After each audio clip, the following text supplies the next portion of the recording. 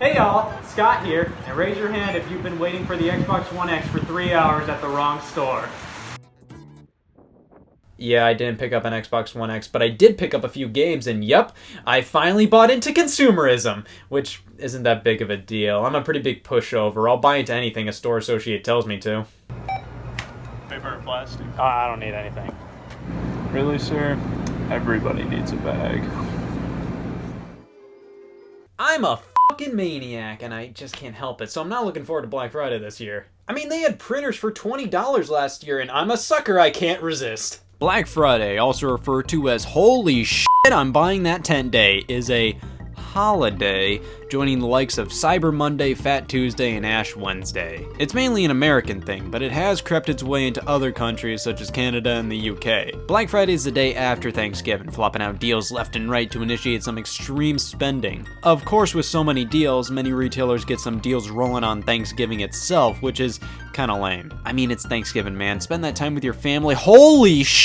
Sonic Forces is only $25. Black Friday is mostly known for its deals on electronics, TVs, phones, tablets, and video games. I've bought stuff on Black Friday since 2013, mainly games.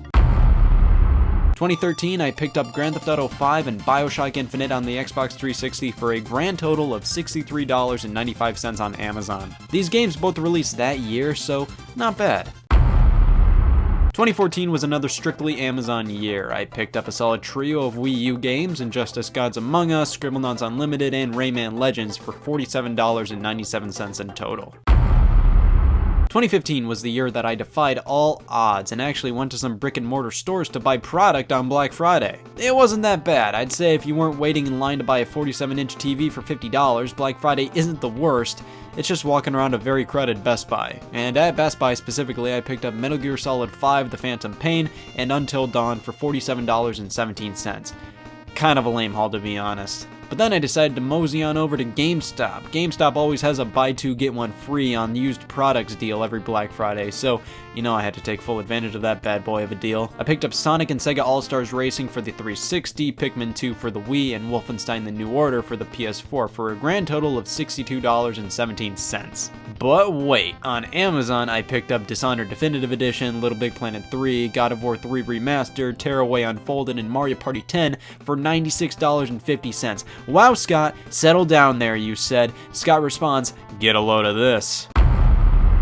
2016, the year Scott gave up. I bought an Xbox One S, Christ, right? I got it at Target for $250 plus a $50 gift card that, get this, I used on a paper shredder. I booked it over to Best Buy and picked up BioShock the Collection, Rise of the Tomb Raider, and Borderlands the Handsome Collection, plus some jank Blu-ray player for a grand total of $134.02. Then I pummeled over to GameStop, where I absolutely demolished the bank, dude. I picked up Gears of War Ultimate Edition / Rare Replay Combo Pack, Sunset Overdrive, State of Decay, Katamari Forever, and SteamWorld Collection for a price I cannot disclose because that information is tough to come by these days. I like Black Friday, mainly due to the overwhelming sense of holiday spirit and fear in the air. It's always interesting to see what each company will do to prove their worth each holiday season with different consoles and bundles launching. This year, Microsoft hopes to God that you're interested in an Xbox One X, while Sony is still hell-bent on PS4 Pro, with neither receiving huge sale prices for the season. I saw a PS4 Pro for $50 off, but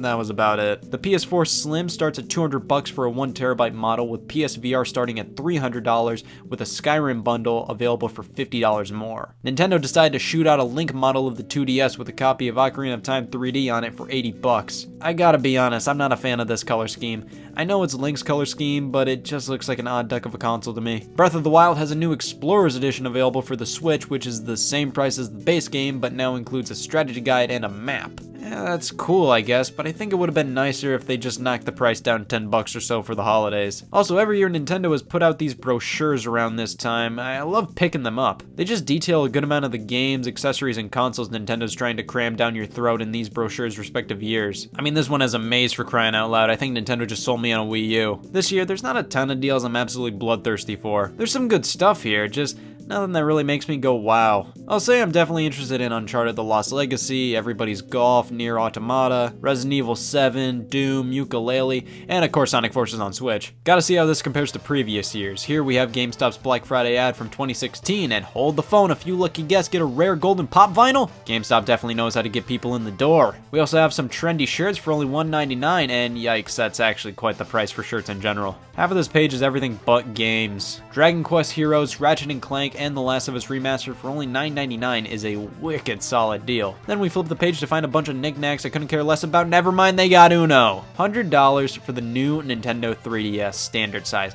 That was such a solid deal. I love the standard size new 3DS. Its design is just absolutely out of this world. My only problem is I prefer the bigger screens of the 3DS XL models, but man, $100 for that? Get out of here. But hey, who needs an ad from Black Friday 2016 when we can go all the way back to Black Friday 2004? Back when Garfield the movie was only $8.99, such a simpler time. Here at Target, the classic NES series of games on Game Boy Advance were on sale for $13.44 each.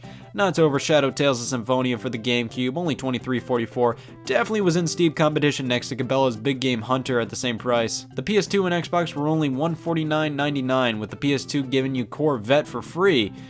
That's definitely a bundle. The Xbox deal gave you 3 games, Top Spin, NCAA Football 2005, and Crimson Skies for the same price. Now, that's what I call a deal. And the GBA was only $80 with, get this, Spider-Man 2 for free. I can't believe more people haven't reported on this. 2005, man, it's so nostalgic to see portable DVD players to be all the rage. Best Buy has a GameCube Mario Party 7 bundle for a crisp 100 bones, but you could always go with the real deal Mega Pack for only 1/10 the cost. GameStop's 2006 ad has Chibi Robo and Fire Emblem Path of Radiance on the GameCube for $15 a pop. That's a fraction of their price nowadays. And that can make it towards a free Razer phone offer if you make it to $50. Shoot, man, GameStop sold Zunes? The PS3's launch here. If they didn't have one in stock, you could get a $600 gift card for when they had some. Wind Waker was only $10, Metroid Prime was only $4, and finally, an excuse to put my homework down, guys, Perfect Dark Zero is $20. The Wii's launch here made everybody ponder. How do they wrap so much fun in such a little box? I could ask the same thing about the DS because it comes with a free system skin with a purchase. Walmart in 2007, serving hot deals such as an assortment of EA sports titles for only $20 each. The DS had some bundles for the holiday, one with Phantom Hourglass, the other with Nintendogs. And remember when the Xbox 360 had different SKUs with one named Arcade? I don't know about you, but those SKU names were always a bit confusing. And the year Rock Band hit the scene and eventually tried to come back from the dead just to die even harder in 2015. A Doorbuster is a deal so hot that it's only available to those who are first to show up. In other words, Game Party is $9.99 at Best Buy, guys. A nice Mario Limited Edition DS and a crazy 4-bundle heavy hitter for the 360. A 360 bundle where you get to decide between Call of Duty 4 or Bakugan. I would really love to see the analytics of what was chosen more. Free Wii music with a purchase of Super Mario Galaxy. Thank you. The PSP Go, also known as Failure, a digital-only PSP, not the best thing in 2009. And hey, the PS2 was still pounding thoroughly. Wow, new Super Mario Bros. Wii for $9.99. Oh, after trades, that's one heck of a mislead. 2010, the 25th anniversary of Super Mario Bros., meaning we got a slick limited edition Nintendo DSi XL, plus some limited DSi colors including Mario Party DS. And Mario vs. Donkey Kong Miniland Mayhem is guaranteed in stock, thank God. Sticking with the Mario anniversary, the sickest version of the Wii out there, the limited red variant, coming with a copy of not only Wii Sports, but new Super Mario Bros. Wii. In Japan, this red console was actually released with a copy of the original Super Mario Bros. Pre-installed, with the question blocks edited to say 25 on them. Neat shit. The year PlayStation Move and Kinect came out. For the low price of $100 or $150, you too can buy your way into the world of incompetent controls. Also, $130 for a PSP, Little Big Planet, and sit down for this, a UMD copy of The Karate Kid. If you like Donkey Kong Country Returns, surely you'll like Cloudy with a Chance of Meatballs on Wii.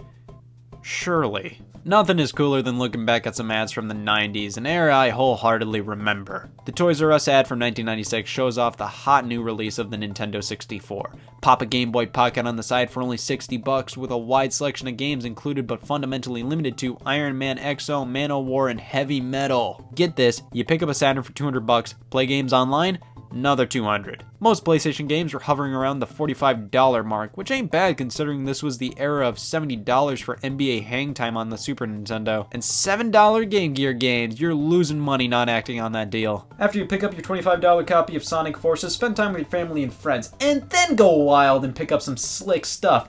Hopefully this Black Friday I'll bring in quite the haul. I bought fucking soap!